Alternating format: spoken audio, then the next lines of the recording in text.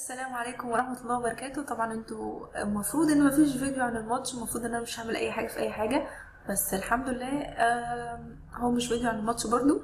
هي كل حكاية ان الفيديو المرة دي عن اللي هيحصل بعد الماتش او اللي المفروض يحصل الفترة الجاية. طبعا كنت عايزة اقول اول حاجة اللي بنى مصر كان في الاصل زملكاوي. انت مالك قاعد يا اخويا؟ انت مالك؟ احمد الطيب يقول له عايز يقول، بيقول ان احنا نادي القرن. انت مالك؟ انت ايه اللي مزعلك؟ زعلان ليه؟ واقول لك هيذاع كل ماتشات الزمالك الجايه، مالكش دعوه. طبعا زي ما قلت لكم انا مش هتكلم عن الماتش، بس هتكلم عن كام حاجه كده بس كنت عايزه اتكلم فيهم بغض النظر عن الماتش خالص.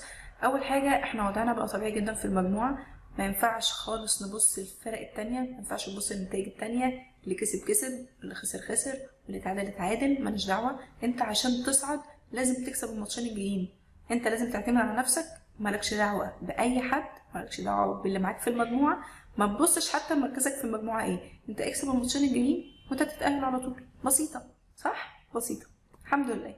الاهم من دورك في المجموعه دور الجماهير، اللي احنا لازم ندعم اللعيبه، ندعم الجهاز الفني، ندعم الجهاز الاداري، ندعم كل الناس. مش عايزين نهد الدنيا، الوضع مستقر، الدنيا كويسه، اللعيبه بتفوق في المواقف الصعبه، بيكونوا حاضرين، فلازم ندعم اللعيبه دي. ننتقدهم في وقت ما يكونوا وحشين، بس النقد لازم يكون بناء، بلاش نهدم في اللعيبه وبلاش نهدم في الجهاز الفني وفي استقرار الفريق. اما بالنسبه لجنش فهو راجل المواقف الصعبه دائما معودنا على الكلام ده. شابوه جنش، برافو، ان شاء الله مكمل على نفس المستوى.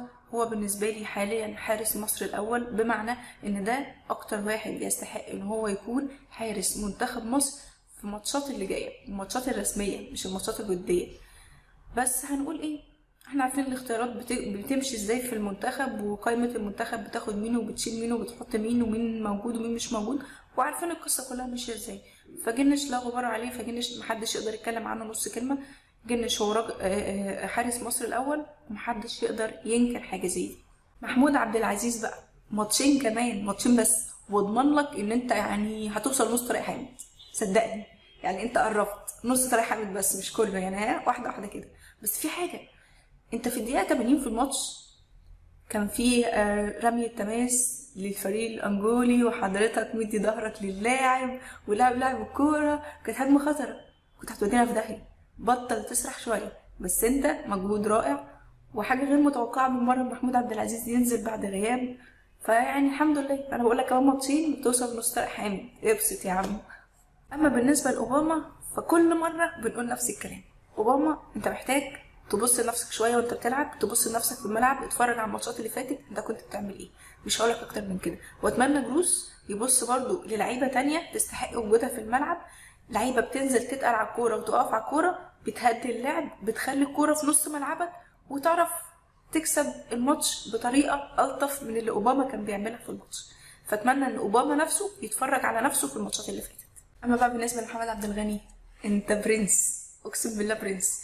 انت برنس في نفسك كده، ان شاء الله يعني ان شاء الله يكمل على خير، انا مش بحسده ولا حاجه، بس الواد ده ما شاء الله عليه ناضج، عارف هو بيعمل ايه.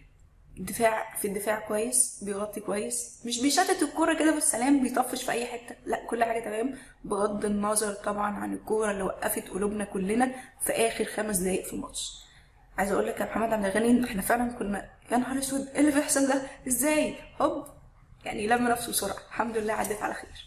اما بالنسبه بقى لجروس والظاهره الكونيه اللي عملها 3 تغييرات في ماتش واحد، وايه بقى التغييرات في الجول. بصراحه انا اكتر حاجه عجبتني واكتر تغيير عجبني كان بتاع بهاء.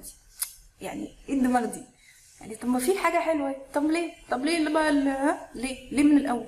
ليه حرقه الدم من الاول، وتبديلات تحرق في الدم، ولاعيبه تحرق في الدم؟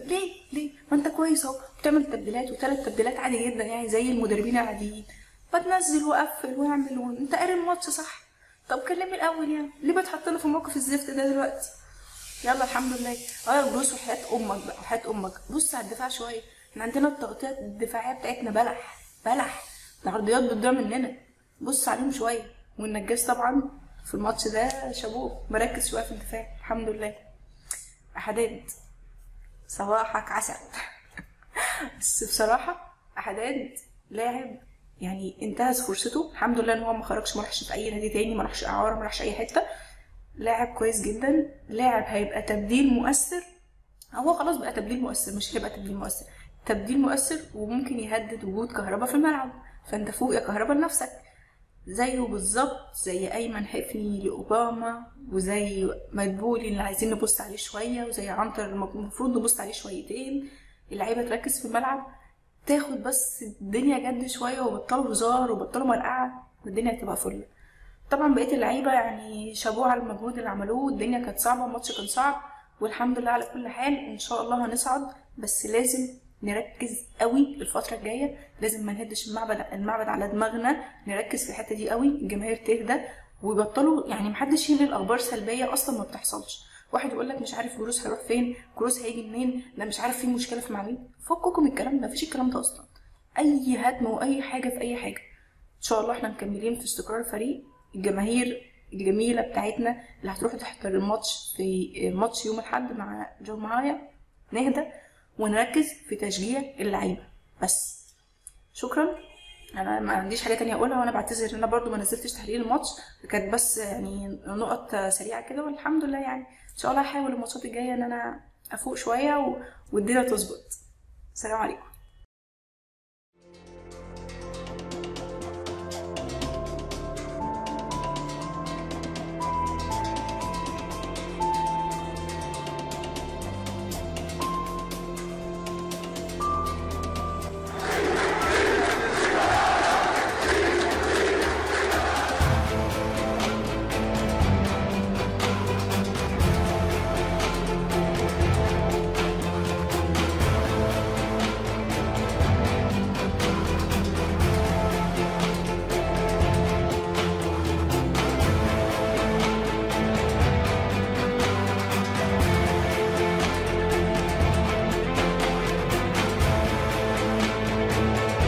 وخدوا على العاصي، قال له تعالى يا عم، وخدوا حطوا جسمه قدامه، ولكاشا هوبا هوبا هوبا.